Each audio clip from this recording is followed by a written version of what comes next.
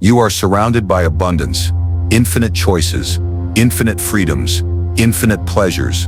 And yet, why do you feel so empty? Why does life, with all its glitter, taste like water? Today we will pierce the veil of modern despair, guided by the ruthless clarity of Niccolo Machiavelli. For only by confronting the truth can you reclaim your power in a world of shifting sands. Look around you. The modern man has been promised everything. He has been told that history itself has bent its knee before him. No king commands him, no priest binds him, no tradition shackles him. He is free to pursue pleasure, to carve his own destiny, to live not one life but 100 different lives within the span of a single existence. And yet listen closely, for beneath all this abundance, there is silence. Beneath the noise of entertainment, there is hollowness. The modern man is restless, and restless because he is empty. You see, in my time, the peasant knew his duty, the merchant his craft, the soldier his campaign. These roles were not always kind, but they were anchors. A man might suffer, but he knew why he suffered. Today your society has abolished the old anchors and replaced them with the glittering promise of freedom without form. But tell me, what is freedom without direction? It is not triumph, it is drifting. It is not liberty, it is disorientation. To say a man may become anything sounds noble, but when all roads are open, the traveler finds himself paralyzed at the crossroads. This is the wound of modernity. You may dine on 1,000 cuisines yet never taste satisfaction. You may meet 1,000 faces and still feel alone. You may collect pleasures as a miser collects coins, and yet discover that your chest is still hollow. Why? Because the problem is not that you lack choices. The problem is that choices themselves have been hollowed out. They have lost weight, they have lost permanence. A man who commits to nothing, who binds himself to no cause, to no principle, to no discipline, such a man is nothing but a reed swaying in the wind. Consider how you spend your days. Hours slip away to the endless scroll of images, videos, distractions. Each moment offers a spark of amusement, but does it fill you? No, it numbs you. It sedates you, leaving you hungry for the next morsel. This is not life, this is drifting. The soul cannot be nourished by fragments. It craves form, structure, and weight. And yet the modern condition tells you to avoid weight, to avoid commitment, because commitment is limitation. Thus you run from one shallow pleasure to the next, never digging deep enough to strike water, and you wonder why the well of your life feels dry. Do not misunderstand me. In Florence I saw men destroyed by rigidity, clinging to the old when the world demanded change. But what you suffer now is the opposite disease. You live in a time where nothing is held, nothing is endured, nothing is honored long enough to grow into greatness. Careers are abandoned, relationships dissolved, values discarded, all because permanence has been recast as oppression. And what is the result? An emptiness that no new pleasure, no new purchase, no new ideology can fill. A man without roots cannot bear fruit. Even your language betrays this emptiness. Success is measured not in what is built, but in what is consumed. Happiness is no longer a state of being, but a fleeting sensation to be chased and replaced. You are told to follow your passion, yet passion, by its nature, burns out quickly. And when it fades, you are left with ashes in your hands. My friend, listen well. A man who builds only on passion, builds on sand. He must instead build on resolve, on discipline, on the kind of work that deepens rather than evaporates. But this truth is hidden, because it demands struggle, and modern life worships comfort above all. This is why the modern man, though surrounded by abundance, feels like a beggar. His stomach is full, yet his heart starves. He has access to endless information, yet knows nothing of himself. He claims to be liberated, yet secretly yearns for guidance, for a form, for something solid to hold on to. But instead of seeking it, he drowns himself in distractions, hoping to silence the whisper that tells him he is lost. And every year the emptiness grows heavier. I, Machiavelli, watched men risk their lives for kingdoms, for honor, for a name in the chronicles of history. These men were not free in the way you are free. Their choices were fewer, their world smaller, yet many of them lived with more fire, more conviction, more purpose than you do today. Ask yourself, what is freedom worth if it leads only to paralysis? What is abundance worth if it breeds only hunger? A man does not need infinite choice. He needs a reason to act, a cause to serve, a weight to carry. And when he has none, he collapses under the illusion of plenty. In my time, a man's world was carved from stone. His faith was given, his family duties fixed, his position in life secured by birth or by the sword. Such a world was hard, unforgiving, but solid. One knew where he stood, whether as prince or as peasant, whether as soldier or as merchant. To rise above that station was rare, but to lose oneself entirely was nearly impossible, for society itself held shape. Today, however, I behold a world where shape dissolves like salt in water. Nothing is fixed, everything shifts. This is what I call the liquid society. What do I mean by liquid? Consider water. It takes the form of its container. It slips through the cracks. It cannot be held in one's hand without running away. So too is the society you inhabit. Work, once a lifelong calling, is now a temporary assignment, discarded at the first sign of inconvenience. Friendships, once woven through years of shared hardship, are abandoned with a single click. Love, once sworn before altar and witness, evaporates into mere arrangement, dissolving as quickly as it formed. Even values, once anchored in religion or in tradition, are reshaped overnight by the tides of opinion. I see men and women rushing to keep up with this flow, thinking themselves free because nothing binds them, yet in truth they are enslaved by the current. The liquid society flatters you with flexibility. It tells you that change is progress, that speed is virtue, that loyalty is weakness, and so you rush from one identity to the next, one cause to another, one relationship after another, believing you are becoming many things, when in truth you become nothing at all. For what is a man without roots? He is foam upon the surface of the sea, carried wherever the wind commands. This condition breeds a peculiar anxiety. The man of stone society knew he was limited, but within those limits he found meaning. The man of liquid society has no limits, but he finds no meaning. He fears being trapped, so he never commits. He fears being left behind, so he never rests. He is in constant motion, yet motion without destination is not power, it is exhaustion. He lives not as a captain steering his vessel, but as driftwood, tossed endlessly between the waves of novelty and the undertow of boredom. Even your understanding of time has liquefied. In my age, time was marked by the seasons, the harvest, the campaign, the cycle of years that demanded patience and endurance. Now time is fractured into fragments, seconds, notifications, fleeting images. The liquid society breaks time into droplets, and in doing so it breaks attention, it breaks concentration, it breaks the human will to persist. How can a man cultivate depth when his mind is trained only to skim across the surface? How can he build legacy when all his hours are consumed by the tyranny of immediacy? The market itself is liquid, flowing without loyalty. A man may serve 10 masters in 10 years, his labor discarded as soon as cheaper hands appear. A craftsman once built for posterity, pouring his pride into the permanence of his work. Now goods are made to be replaced, and even skills are fleeting. You are told to reinvent yourself constantly, to abandon mastery for adaptability. And yet what does constant reinvention create? It creates instability, insecurity, and a perpetual hunger that can never be satisfied. A man who never roots himself in craft becomes eternally an apprentice, never a master. This fluidity infects even the heart. Love, once spoken as vow, is now treated as preference, changeable as weather. The liquid society whispers that permanence is a trap, that to bind oneself is to lose freedom, and so bonds dissolve, families fracture, and intimacy itself is consumed as entertainment. What remains are endless encounters, endless exchanges, yet little depth. You chase connection, but find only collision.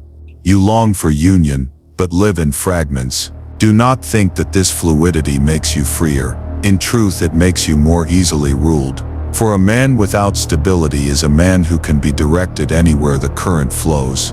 In my Florence, rulers feared men of principle. for such men were immovable. But in your liquid age, principles dissolve like sugar in water. Power belongs not to the steadfast, but to those who control the stream, the media, the markets, the algorithms that dictate what rises and what sinks, and the people, proud in their freedom, are in truth guided like a herd, one wave after.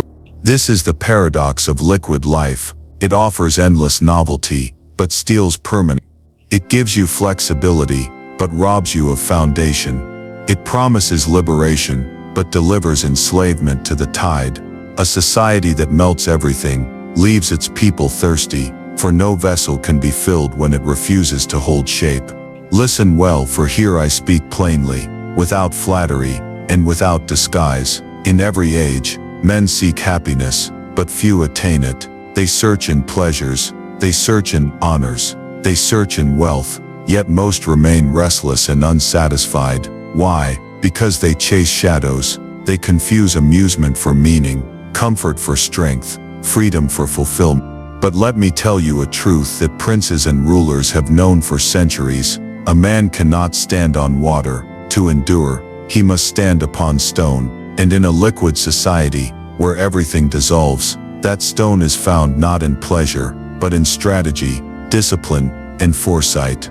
When I wrote for the princes of my time, I told them that fortune is like a woman. It must be mastered with boldness, not wooed with passivity. The same is true for the man who lives today. Fortune will not hand you purpose. Fortune will not hand you stability. Fortune will not fill your emptiness. You must wrestle with her, impose form upon her, seize her in the moment she offers herself. The weak man waits for life to give him meaning. The strong man imposes meaning upon life, just as a ruler imposes order upon a chaotic city. Consider discipline. The modern man flees from, as if it were a prison. He seeks ease, he seeks comfort, he seeks convenience, yet what he calls freedom is often slavery. For the man without discipline is not free. He is at the mercy of his appetites, and appetites are tyrants more ruthless than any king. He eats without hunger, speaks without thought, consumes without need, and sleeps without rest. He believes himself master of his own life, but in truth, he is mastered by impulses that shift as quickly as the wind. Contrast him with the man of discipline. The disciplined man may appear restricted, but in truth, he commands himself, and the man who commands himself cannot be commanded by others. Do not imagine that power belongs only to kings and statesmen. Power belongs also to the private man, who orders his days with intention. In a world of distraction, the man who can direct his attention already holds an advantage. In a world of instability, the man who can endure patiently gains control. And in a world of abundance, the man who can restrain his desires becomes stronger than those who drown in. This is the Machiavellian insight. Where others dissolve, you must stand firm. Where others drift, you must direct. Where others surrender to the tide, you must learn to ride it. And what of foresight? The prince who looks only at the pleasure of today is the prince who loses his kingdom tomorrow. So too with your life. You chase the fleeting, and in doing so, you abandon the lasting. You measure satisfaction in moments, not in legacies, but foresight demands that you ask, what am I building that endures? What will outlast the thrill of this hour? A man without foresight is like a soldier who enters battle without armor. You may fight bravely, but he will fall to the first strike. The man with foresight, however, sees beyond the present. He sacrifices ease today to gain strength tomorrow. He suffers short discomfort to build lasting foundations. Perhaps you think this harsh. Perhaps you believe life should be simple, that meaning should flow naturally, that happiness should arrive like spring rain. If you think so, you deceive yourself. Life is struggle. Always it has been so, and always it will be. In my Florence, men plotted and murdered to seize advantage. Cities betrayed alliances, fortunes rose and fell overnight. Today you may not carry a sword, but you still live in a battlefield. Only now the weapons are distraction, consumption, ideology, and endless desire. The man who lacks strategy is a victim. The man who lives by discipline and foresight, however, becomes a commander, even if he commands only himself. Mark this well: comfort is liquid, discipline is stone. Pleasure is liquid, purpose is stone. Ideology is liquid, principle is stone. You cannot build a fortress upon a river. It will collapse into the current. So too you cannot build a life upon fleeting passions. What endures is what is forged in difficulty, tested by time, reinforced by struggle. A prince who lives only for the approval of the people loses his throne when the crowd turns against him. A man who lives only for the approval of society loses himself when society changes its mind. But a man who roots himself in principle, who practices strategy, who masters his impulses, that man becomes immovable, even when the world around him melts. Do not wait for the world to provide this stability. The liquid society offers none. You must create it. You must craft stone out of your own will. While others drift from job to job, relationship to relationship, ideology to ideology, you must build something that can withstand the flood. Others will mock your discipline as old-fashioned, your foresight as unnecessary, your principles as rigid. Let them mock. They will float aimlessly while you stand firm. They will drown in emptiness while you forge meaning. For though society may be liquid, the man who masters himself becomes the only solid thing within it.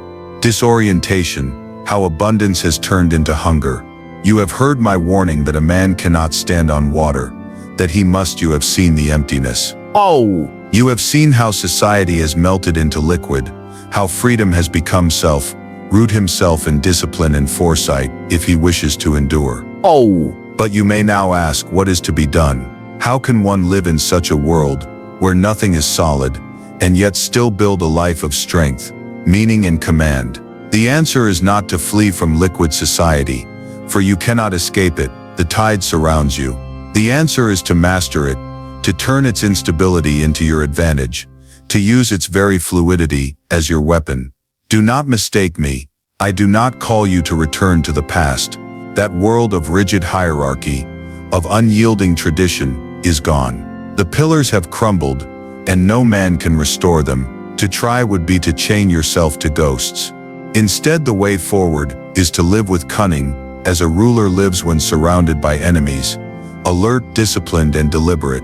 You must see the shifting currents not as chains, but as opportunities. A river may drown the careless, but it may carry the skillful navigator to power. The first step is to commit deeply where others only skim. The liquid society trains men to live at the surface, to sample everything but never grasp anything. They change careers before mastery, abandon friendships before loyalty, discard relationships before depth. Oh! If you wish to escape the emptiness, you must choose differently. Oh! Wish to escape the emptiness. You must choose differently. When others drift, you must anchor. Take one pursuit, one craft, one discipline, and give yourself to it until it shapes you. Oh! The world will call you rigid, but in truth you will be free, for you will have found weight where others remain weightless. The second step is to endure where others abandon. Understand this: most men cannot tolerate discomfort. They demand constant stimulation, constant novelty, constant relief from the smallest pain. This is why they quit, why they start anew, why they dissolve every effort before it bears fruit. Oh! But you must learn to hold steady, to suffer the drought so that you may harvest the abundance. For in a world of restless men, the one who endures will inherit what the others have forsaken. The society you live in will hand its wealth and power to those few who can resist its addiction to immediacy. The third step is to build where others consume. The liquid world trains you to devour endlessly, images, products, experiences, ideas. But a man who only consumes becomes hollow. The man who creates, however, becomes solid. He writes, he builds, he shapes, he organizes, he leaves behind more than he takes. Ask yourself, will you be remembered as a consumer or as a builder? In liquid society, even a small act of creation has the weight of stone, for it stands out in a world where nothing holds form. The fourth step is to live by principle when others live by trend. Watch how swiftly opinions shift in your age. Yesterday's truth is today's heresy. Yesterday's virtue is today's crime. Men without principles are tossed about like ships without rudders, their words and beliefs changing as quickly as the fashions they wear. But you, if you would be strong, you must decide what you stand for, and stand even when the current presses against you. A prince who changes allegiance with every wind earns no respect. A man who lives by principle, however, commands himself, and in doing so commands the respect of others, even those who disagree with him. The final step is to see instability as opportunity.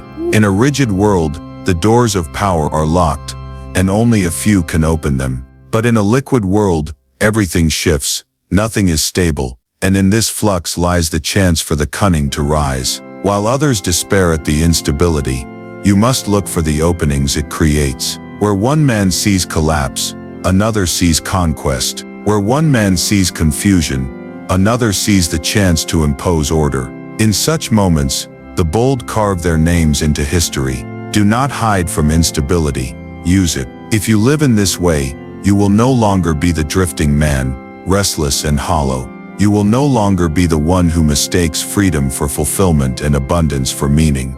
You will be the one who plants a flag in the floodwaters, the one who transforms chaos into strategy, the one who shapes the liquid into form. The emptiness of modern life is not an unbreakable curse, it is a challenge. Most men will drown in it, but the few who master themselves, who endure, who build, who hold to principle, who seize opportunity, these men will rise above the tide and command it. Now you have seen the truth of your age. You understand why modern life feels so empty, because freedom without direction is drift, because a liquid society dissolves meaning, because men mistake abundance for fulfillment. You have heard my counsel that a man cannot stand on water, that he must root himself in strategy, discipline, foresight and principle, if he wishes not only to endure, but to command. The world around you is unstable, yes, but instability is not death, it is opportunity. It is the same storm that destroys weak vessels,